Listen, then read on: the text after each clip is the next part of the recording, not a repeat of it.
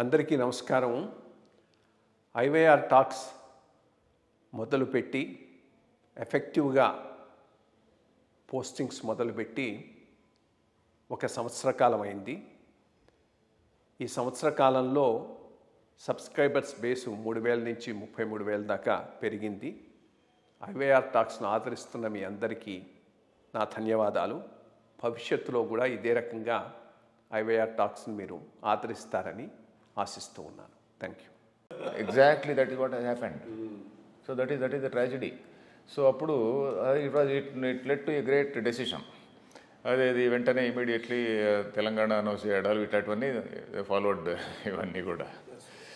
So అది that was the only bad thing in my entire service. అంటే అదే bad అంటే నేను I felt bad. So after DGP ఏదైనా మళ్ళీ గవర్నమెంట్లో ఉన్నారా? గవర్నమెంట్లో లేదండి, ఎందుకంటే అప్పుడు సెంట్రల్ గవర్నమెంట్ నుంచి దేర్ వాజ్ అన్ ఆఫర్ ఏంటంటే 2-3 స్టేట్స్లో నక్సలైట్ దీన్ని కోఆర్డినేట్ చేయడం అని. బట్ నేను హ్యాపీగా ఐ వాంటెడ్ టు రిలాక్స్, సార్లే అని చెప్పని మళ్ళీ నక్సలైట్ ఉద్యోగం ఏంటి అని చెప్పని నేను అప్పటికే పిహెచ్డి కూడా నాది అయిపోయిండే సాంస్క్రిట్లో. అందుకని I started writing and then started teaching. మా ఫ్రెండ్ ఒక అతను వై డోంట్ యు టీచ్ అన్నాడు. మా ఫ్రెండ్ వెబ్సైట్, ఆ వెబ్సైట్లో వై డోంట్ యు టీచ్ అంటే అప్పటి నుంచి మొదలుపెట్టి 2012 నుంచి నేను have been teaching for the last 13 years.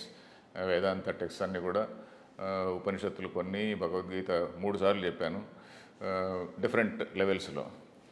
తర్వాత ఇంకేదో రకరకాలైన పుస్తకాలు చెప్పాను, ఇంక్లూడింగ్ వాల్మీకి రామాయణం ఎందుకు చెప్పానంటే రామాయణము ఇట్లా దానిపైన మన ఇప్పుడు వెస్ట్రన్ రైటర్స్ ఉన్నారు చూడండి, ఆ వెస్ట్రన్ రైటర్స్ చాలా దారుణంగా రాస్తుంటారు రామాయణం పైన.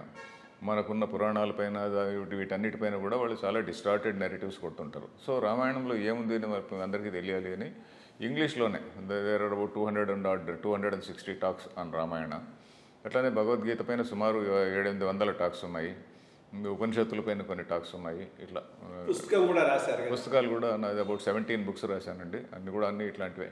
ఈ మధ్య లేటెస్ట్గా హిందూయిజం పైన బుక్ రాశా. హిందూయిజం అంటే హిందూ ఒకటే కాదు, Indic religions challenges for survival అని. మన భారతదేశంలో ఉన్నటువంటి మతాలు నిజంగా సర్వైవ్ అవుతాయా, what are the challenges for survival అని ఒక పుస్తకం రాశా 2023లో. దాన్ని మళ్ళీ రివైజ్ చేసి 2024లో కూడా ఇంకోటి అదే రివైజ్ చేశాను. దాన్ని మళ్ళీ నేనే తెలుగులో కూడా రాశా, భారతీయ మతాలు దేశ భద్రత అని. దానిలో బేసిక్ థీమ్ ఏంటంటే భారతీయ మతాలు స్ట్రాంగ్గా ఉన్నంతకాలమే దేశం ఒకటిగా ఉంటుంది. భారతీయ మతాలు ఎప్పుడైతే వీక్ అయిపోతాయో అప్పుడు దేశం మళ్ళీ there can be again another division, there can be violence, చాలా ఇవన్నీ జరగచ్చు అని దానిలో మెయిన్గా రాసినటువంటిది అదే నా పుస్తకం. అంటే ఇవి అది మీ టాక్స్ అవి వచ్చేటటువంటి ఛానల్ కానీ వెబ్సైట్ అద్వైత అకాడమీ అని కొట్టచ్చు. అద్వైత అకాడమీ అరవిందరావు అని కొడితే వస్తాయి.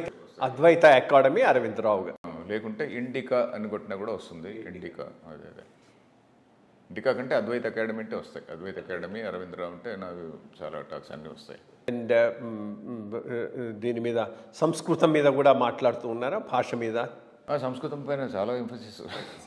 సంస్కృతం పైన ఇన్ఫ్యాక్ట్ భగవద్గీతను మొత్తం సంస్కృతంలో చెప్పాను నేను. అది కూడా 300 టాక్స్ ఉన్నాయి సంస్కృతంలోనే టోటల్గా. సో ఇది మోస్ట్లీ ఈ రకంగా మీరు keeping your self fully engaged, mentally active. So ఈరోజు అరవిందరావు గారితో ఈ ముఖాముఖిలో ఆయన ప్రొఫెషనల్ లైఫ్లో చేసిన వర్క్, ఆఫ్టర్ ప్రొఫెషనల్ లైఫ్ చేస్తున్నటువంటి దానికి మించినటువంటి పని, దీని గురించి మనం డిస్కస్ చేయటం జరిగింది. వారికి భగవంతుడు ఆయురారోగ్యాలు ప్రసాదించాలని కోరుకుంటూ వీరితో నమస్కారం. Thank you. ధన్యవాదాలు కృష్ణారావు గారు, ధన్యవాదాలు. Thank you.